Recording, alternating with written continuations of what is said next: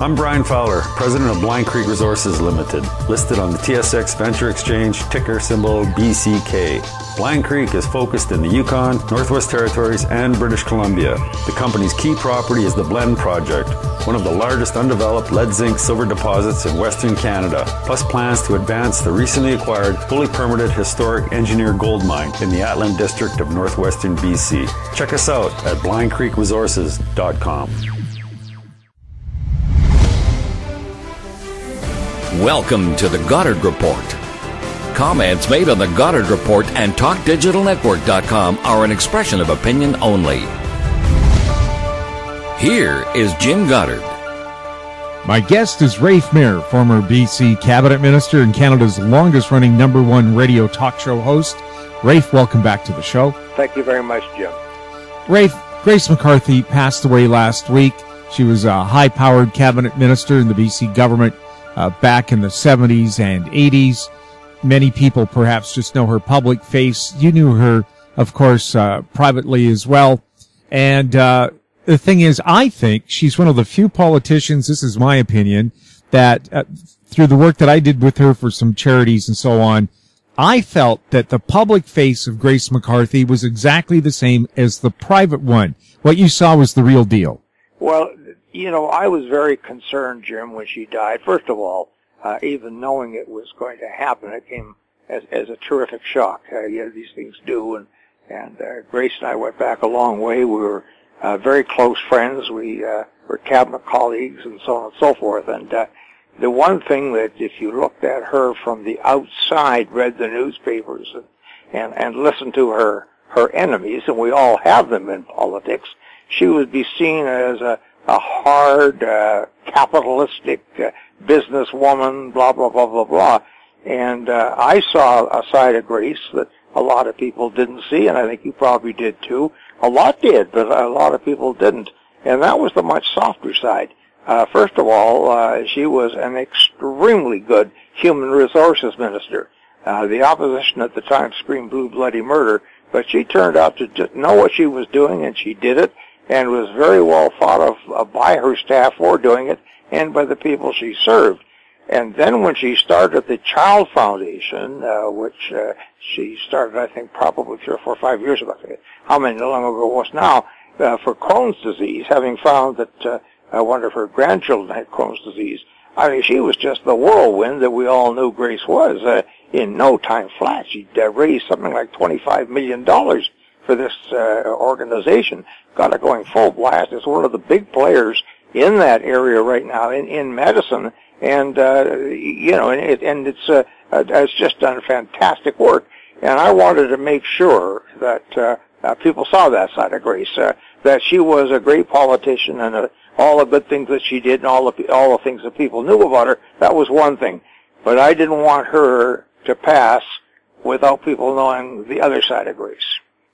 Well, my experience with her was when I was sports director at Rock 101 FM, is she asked all the sports directors in the BC media to meet with her and talk about the use of the bicycle path underneath the brand new then SkyTrain line, which we call the Expo line.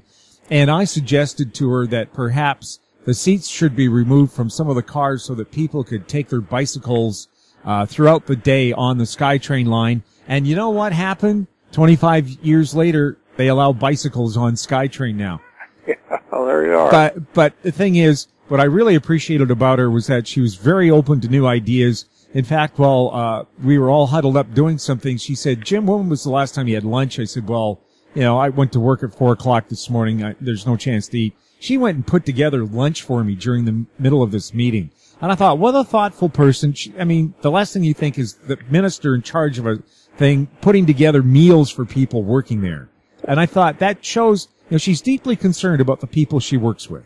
Let me tell you 2 private stories, Jim, I think that your listeners might find interesting and at least in one case amusing. I'll start off with one that isn't terribly amusing, but very typical. I've written several books, but I wrote a book a few years ago, and it was called I Remember Horse Buns, being the time I grew up in Vancouver, and all of the wagons went around with horses leaving their souvenirs all over the road. And it was a light book, etc. And Grace very kindly did the forward for me. And we were having a little opening out here across the street in our little village hall. And I have not been very well for a while, as you know, and I couldn't go any further than that, so we had to use that. Very small and not very satisfactory to get a lot of people. We expected about 25 people, 30 people at most. I got a call from Grace the day before, and she said, "Do you mind if Ray and me come out to that tomorrow?" Mind? Of course not. So as fast as we could, we got the word out that Grace was coming. There must have been 100 there, Jim. There were so many there we didn't have anywhere near enough books, didn't bring near enough books to sell them. And she just packed the joint, and she was, of course, the star of the show. And it was just a fantastic gesture on her part.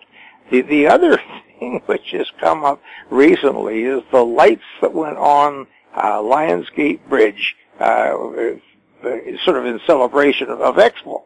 And people are giving her all the credit in the world for doing that, and she's entitled to that credit. What people don't know is I did the thrilling radio broadcast of those lights going on. And I had Grace in our then studio in the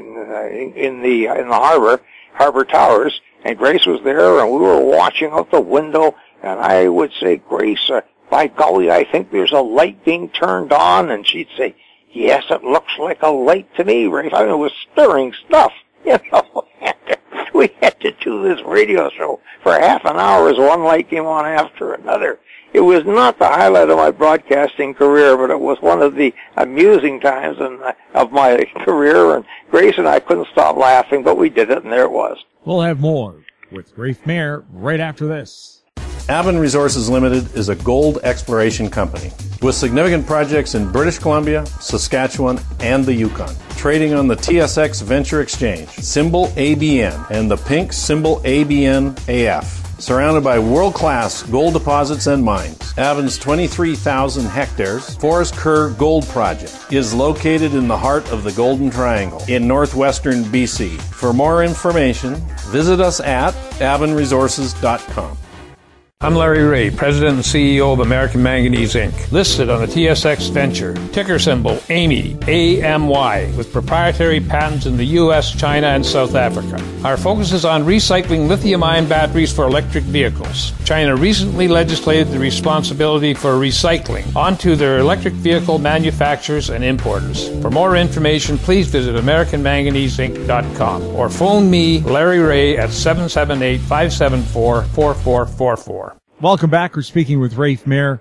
Rafe, the Conservative membership, which is pretty big, almost 300,000 people, I think. So it is a real party, has elected Andrew Scheer as their new leader. He's a pretty young guy, born in 1979. He was the member of parliament for Regina Qu'Appelle, and Qu'Appelle is where the capital of Saskatchewan should have been, because it's a beautiful area just north of Regina on a river. Anyway, I don't know anything about this 32-year-old guy apart from the fact that he was the youngest speaker in Canadian parliamentary history. And now he's going to replace Stephen Harper. One thing that strikes me right away, though, with this young man is that he always has a smile on his face. Something that you rarely saw on Harper unless somebody prodded him to smile. Well, I don't know the man either. I can only tell you two things. He was born the year I graduated from high school. That's a note to Mark. And the other thing I know is the German battleship Scheer during the war. So that's not much to know about a guy who could be the next Prime Minister of Canada. But if he's got a smile on his face all the time, that's not a bad start. And we were talking about Grace McCarthy a moment ago. She was like that too. And you know, it's not phony. What it is a person who starts off with a sunny approach to things and waits to be disappointed. Doesn't start out disappointed and waiting to get more so. And I think that connects with people. I don't mean a silly-looking grin, but I mean a person who starts out looking as if they're having some joy in life and hoping you are too. And now please tell me what's on your mind. So that's a great plus. But other than the fact that he won sort of coming from behind and beat the favorite and so on, I know nothing about the man. Well, as a young man, he has worked as an insurance agent, but he took history and politics at the University of Ottawa. What does he have to do to overcome this popularity that surrounds Justin Trudeau to lead the Conservative Party back to the leadership of Canada? Well, first of all, I think a lot of Trudeau is going to take care of itself. I just read today that the Kinder Morgan line or thing is unpopular right across the country. I was very surprised and very happy to see that the other Canadians are seeing what we feel. I think the bubble is slowly but steadily bursting. I know that bubbles are supposed to burst very quickly, but the love affair between the media and Trudeau has gone on a long time. But I think as his performance at the Paris climate conference, as it disintegrates, as we see more and more and more him doing things that Canadians right across the country are not terribly happy with, he's going to lose that luster, and I don't think Scheer's going to have to do much to. That's not just Trudeau. That's traditional anyway when somebody is in power. But secondly, I think that if Scheer can find how can I put it, a soft right-wing approach to the Conservative Party instead of the hard sheen that Harper had, if he can find a way to get the red Tories of the 70s back in power in the Conservative Party, I think that he'll have something that is viable. If he tries to go to the right and satisfy the old Harper people and keep them going and the money coming and all the rest of it, he's going to have a hell of a time because he's no more then than just another politician spouting the same stuff. If he wants to come with a message that people will listen to, it'll be a message of moderation, a message of yes, business, but we're not going to ruin the environment while we do it. Yes, we understand what people feel about this, that, and the other thing, and there's not going to be any hardness to it. And I think then he's got the party back in competition. And I must say, I'm surprised. I didn't think they would come back for a long time. But if he is where he is, where they say he is on the political spectrum, I think that he's got a chance to make them competitive, especially as Trudeau loses his popularity. I don't think it necessarily, and maybe this is what we're driving at here, Jim, I don't think necessarily having a heart for people's troubles indicates that you can't at the same time look after people's financial affairs. That's a myth that seems to drift down through our political campaigns. I think there are a number of governments over the years which have recognized that both things are what people vote politicians into office for. They don't vote them in just to look after them when they're old and sick, although that's one point, and they don't vote them in just so they can go out and make all kinds of money and not be taxed too much, although that's another point. There's a way to do both at the same time, and successful governments have done that. You mentioned Joe Clark. I always felt that Joe did not really have a good chance at that. Poor Joe, he had bad PR from the very, very beginning, right from being much shorter than Pierre Trudeau, where in fact he was about 6 inches taller. Joe could never get over the Joe Who thing. But I think, for example, and you'd expect me to say this, I think that the Bill Bennett government in British Columbia is an example of what I'm saying, where there was a tremendous social consciousness with people like Rafe McCarthy and so on, but a very strong business edge at the same time to look after the public dollar. And if Scheer can project that sort of an approach, I think he'll be on a winning ticket. We'll have more with Rafe Mair right after this. I'm Brian Fowler, president of Blind Creek Resources Limited, listed on the TSX Venture Exchange, ticker symbol BCK. Blind Creek is focused in the Yukon, Northwest Territories, and British Columbia. The company's key property is the Blend Project, one of the largest undeveloped lead-zinc-silver deposits in Western Canada, plus plans to advance the recently acquired, fully permitted historic engineered gold mine in the Atlan District of Northwestern BC. Check us out at blindcreekresources.com. In Goddard we trust. Welcome back. We're chatting with Rafe Mair. Rafe, of course, the real reason I called was what's happening in BC, where Andrew Weaver, the leader of the Greens, of course, now is in this position of power of who does he support to form a government. What do you think he should do, and what do you think the outcome is going to be? Well, those may be two different things, as usual. First of all, I think Mr. Weaver really has no other choice morally than to go with the NDP, and that's for a number of reasons. The supporters of the Green Party may not be NDPers in the traditional sense, but they're a hell of a lot closer to them than they are to Christy Clark and her brand of liberalism. I don't know any Green Party members, and I know lots of them, that for one moment would have wanted to vote for Christy, but would vote for a Green Party. Secondly, I think if the Green Party is going to survive, it's not going to survive on the principles of, if any, of Christy Clark, where it is going to survive on the principles that the NDP have espoused. Sometimes they've been a little inefficient, and et cetera, but I'm talking now just in principle. So if the Green Party is what Mr. Weaver leads, not the Weaver Party, then I think he's got to go with the NDP and he's got to build up the Green movement. And I don't think that they're mutually exclusive. I think the NDP, over the long period, can adopt a lot of the Green Party's principles and sort of slowly make a new party out of it. That wouldn't happen in a zillion years with the Liberals. What do I think he's going to do? This is probably not a very nice thing to say, but he doesn't like me very much, so I don't have to be nice to him. I think he's going to do what is best for Dr. Weaver. And that's what worries me. What's best for Dr. Weaver isn't necessarily good for you and me and the rest of British Columbians. Is that join the Liberals or support the Libs? Sure, I think that's what it is. I think he's making a bargain right now. I think what's he going to get? He's going to get this, that, or the other thing, and what cabinet post can he expect, and so on and so forth. I think it's an auction at this point, and I don't think it ought to be if you are the leader of a party that has long-term ambitions to grow and grow, that make that very, very difficult jump from being a movement into a political party. And if he's going to do that, I think he's got to go to the place where he's got the most friends of the Green Party, and that sure as hell isn't the Liberals. So looking long-term, what's the best thing for them to do? Well, I think one thing that nobody's paying enough attention to, Jim, is this. No matter which way it goes, how they sort it all out, no government can last very long with a majority of 1 or 2 or 3 at the most. Now, they can do it if they don't do anything. If they don't bring in any legislation that causes anybody to get that's all upset and just goes from budget to budget, I suppose they can do it. But it's not likely that it's going to last for any great length of time.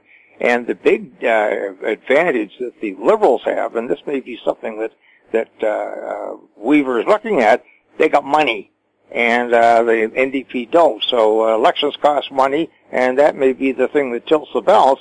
Weaver sees, well, I can get myself reelected, my cabinet post, etc., much better with the Liberals than I can with the NDP. But it's going to be extremely difficult to govern.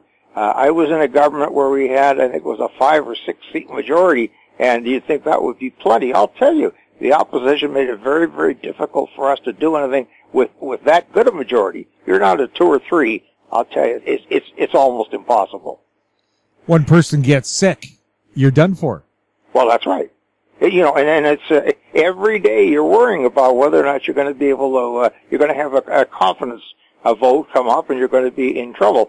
What you have to do, and we didn't do a very good job of this, we spooked ourselves into thinking that whoever lost a vote, we were down the road. And of course, that's not the way it goes. It's got to be a matter of confidence. But still, when you're looking over your shoulder and the planning and priorities and so on, saying, I wonder whether we can get this done. We want to get this done. It's been part of the party progress. I wonder whether we'll get it by without losing the government being out in our plats. And that's a difficult way to govern for any great length of time. And that's what either side is going to have to do in the next whatever months are left. Something I haven't heard discussed much or at all is, can Christie convince somebody in either the Greens or the NDP to cross the floor? Well, that's always tempting to speculate, you know. That went on after the election of 1979 when we had a reduced majority. Oddly enough, the only person that left was an NDP that came to the Socreds. But, you know, that'll be going on. But I think militating against that, Jim, is that there really is no love lost between the sides. difficult to imagine anybody being happy with the Liberals for any great length of time, suddenly not being happy and being happy with the NDP. They are unlike as chalk and cheese, so it's not likely. But it can happen. It can. People have their own ambitions. The one that I'm talking about, a lovely guy, he's dead now, El Paso. He came from way up north. He was an NDP, and he just got sick and tired of what was going on in his mind. And next thing you know, he joined the Socreds, which was quite a leap. So it does happen, but I wouldn't want to bet the ranch on it. I wouldn't want to sort of have my whole future political career depend upon that happening, that's for sure. Rafe, thank you so much for chatting with us. My pleasure, Jim. Thank you for calling. And take care. Bye-bye. My guest has been Rafe Mair, Canada's longest-running radio talk show host, #1 radio talk show host, and, of course, a former BC cabinet minister. You're listening to the Goddard Report. If you have any questions for us or for our guests, you can send them to info@howstreet.com. I'm Jim Goddard. Thanks for listening. Comments made on the Goddard Report and TalkDigitalNetwork.com are an expression of opinion only. The Goddard Report is available online and mobile at TalkDigitalNetwork.com. The Goddard Report is a production of How Street Media Incorporated.